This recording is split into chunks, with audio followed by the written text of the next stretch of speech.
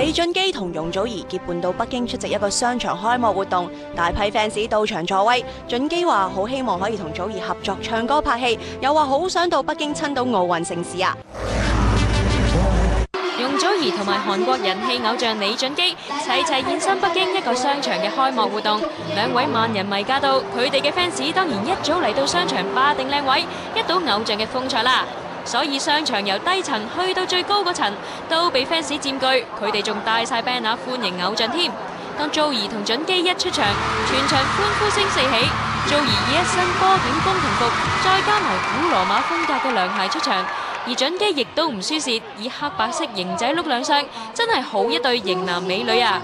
祖兒同俊基雖然言語不通，但係同屬一間公司嘅佢哋就不約而同咁話，如果有機會，都好希望喺大銀幕合作噃。因為其實佢都係我哋公司嘅成員啦，咁即係我相信未來合作嘅機會好多咯。咁我哋之前都話，咁啊試過拍廣告啦，咁嚟緊睇下有冇機會可以喺唱歌或者喺戲嘅方面可以合作到咯。저도 좋은 작품으로 같이 하면 더 좋겠죠. 최근에 이렇게 행사를 같이 하면서 상당히 편한 느낌을 많이 받았어요. 그래서 앞으로 빠른 시일 내에 좋은 또 기회가 왔으면 좋겠네요.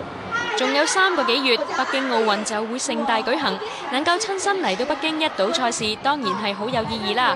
而啱啱錄完北京2008奧運倒數100日主題曲嘅祖兒同埋俊基都話好想抽時間嚟北京睇奧運啊！ 그럼요. 아시아의 가장 큰 축제고 또 제가 또 스포츠를 상당히 사랑하고 있기 때문에 기회가 된다면 좋은 행사로 같이 참석하고 싶고 참여하고 싶어요.